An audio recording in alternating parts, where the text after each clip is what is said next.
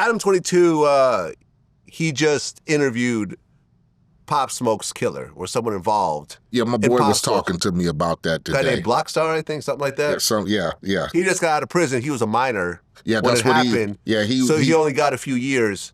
Now, it's not exactly clear what his role was. Right.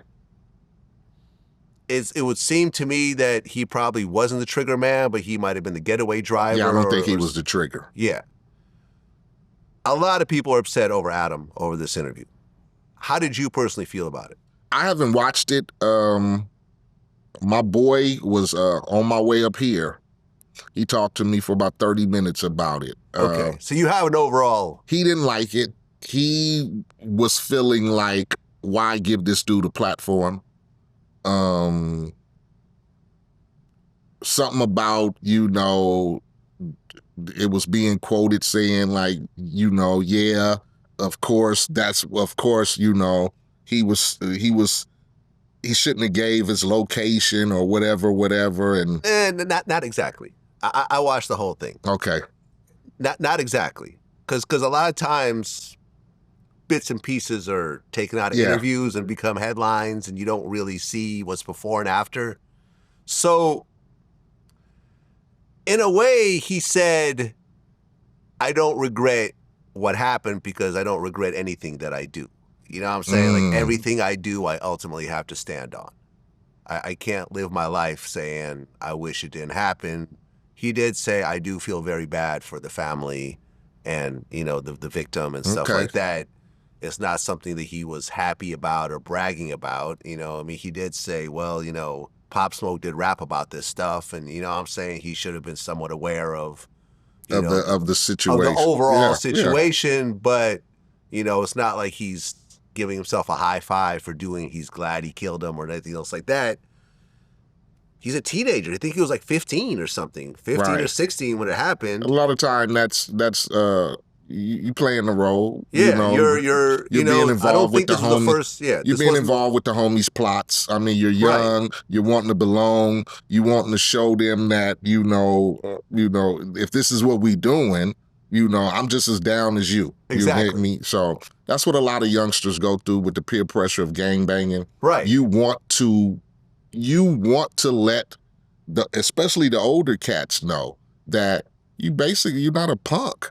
Like, I'm down. So if this is what we doing, then like I see him with the sense of saying, I don't regret what I do because I made the decision. Yeah. To, it was talked about.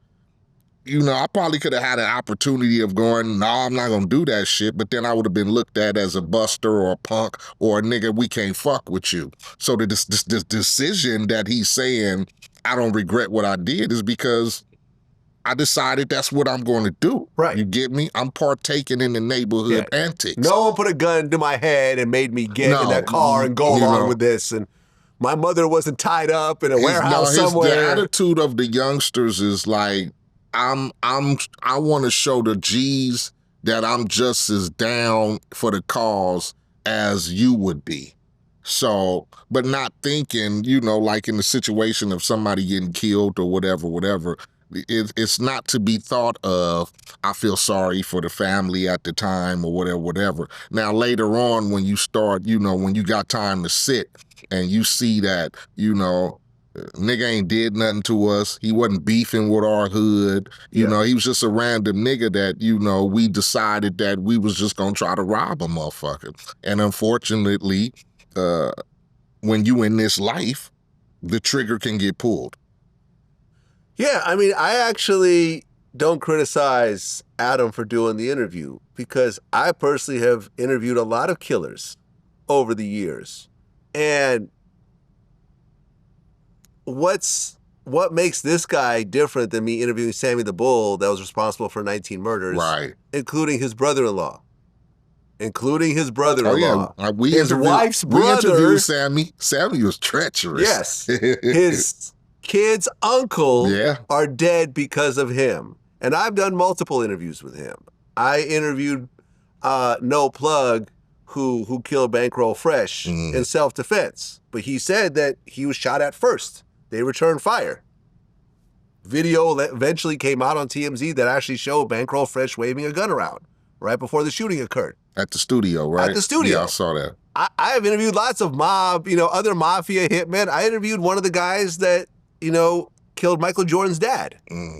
Just to show, no, this wasn't a Mafia hit. This was two broke kids living in trailer homes that robbed an old man who had fallen asleep in his car on a Lexus on the side of the road down the street from a motel where all the drugs and prostitutes were. And, a gun got pulled out and he got killed. Like, a lot of times these are kids that are doing this. Well, definitely. You know what I'm saying? So, like, think about, you could have, during your time as a teenager, in your neighborhood, could have gone along with a group of young guys and someone may have lost their lives in the course of a crime. Definitely. You could have been that guy getting interviewed by Adam.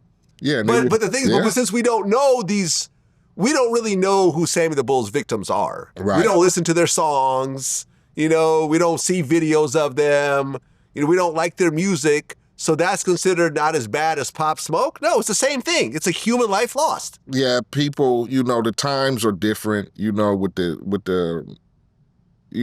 the age of how shit happens right now, and especially, somebody who was as popular as Pop Smoke, and the drill rapping, and everybody was the representation that he was having for his section and coming up is what makes it more difficult for fans and family and people just in general who might just have the attitude of, oh, he got killed in LA, man, them some fucked up niggas out there, blah, blah. But just like you said, in a sense, it could have been Pop Smoke, it could have been me, it could have been any other nigga. And then, like you saying, as far as the hitters, they're just following the tradition of what's always gone on as far as being affiliated to the neighborhood. You got the niggas who sell dope. You got the niggas who the killers. You got the niggas who hang out on the block. So at one time or another, if you really down for the cause, you're going to be in a situation that you're going to have to prove your loyalty to the neighborhood. And that's going to either doing a drive-by or going to rob a nigga or beefing with the other section. There are rules to follow when you gangbanging and you starting to be affiliated with the block. Right, he's gang-related. He talked about being, I forgot which gang it was, but he's gang-related. There's a storyline you walk as far as being affiliated and gangbanging and all of that. We're not choir boys. You get me?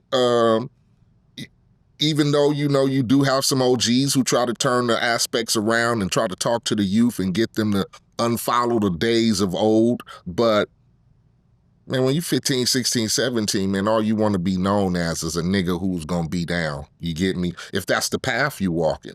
If I'm claiming the block and I'm out here saying, nigga, it's going to be guns and jack moves and robberies and all that, that's the code.